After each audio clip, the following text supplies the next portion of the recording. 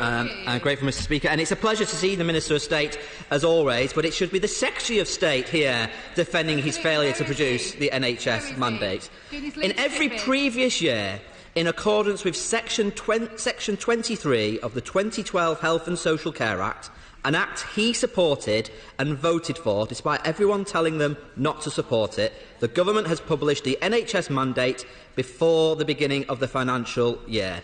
This mandate outlines the Secretary of State's priorities for the NHS given the financial settlement. Yet this is the first time a Secretary of State has failed to lay before Parliament the Government's mandate to the NHS for the forthcoming financial year. Is this a failure of leadership, or is it the latest piece of stealth dismantling of the Health and Social Care Act? And if it is the latter, why not just take our advice and bin the whole thing, ending the wasteful contracting, tendering and marketisation it ushered in?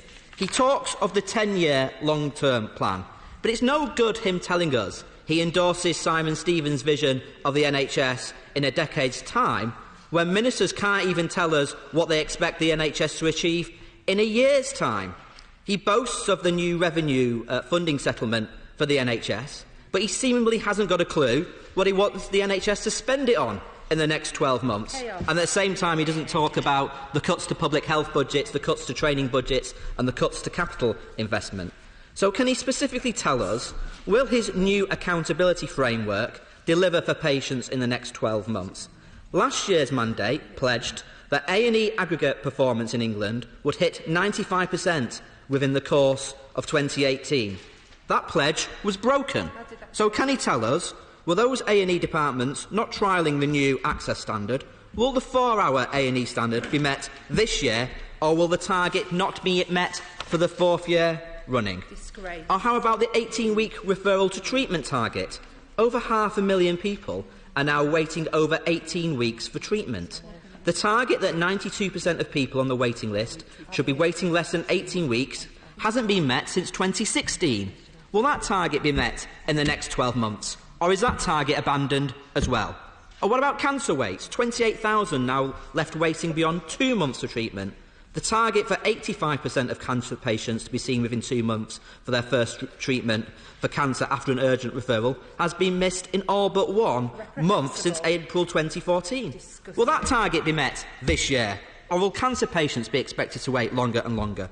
And on staffing and pay, will those health staff employed on Agenda for Change terms and conditions in the public health sector, working for local authorities and social enterprises, will funding be made available in the next 12 months for their pay rise as it was last year?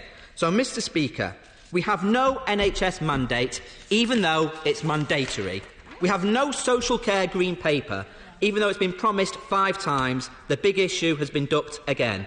We have no workforce plan, even though we have 100,000 vacancies across the NHS, and the interim plan, which should have been published today, has been delayed again. The Secretary of State parades his leadership credentials around right-wing think tanks, yet on this record he couldn't even run a whelk stall, never mind run the Tory party. It's clearer than ever that only Labour will fully fund our NHS and deliver the quality of care patients deserve. True. Well done, John. Well said. Hey.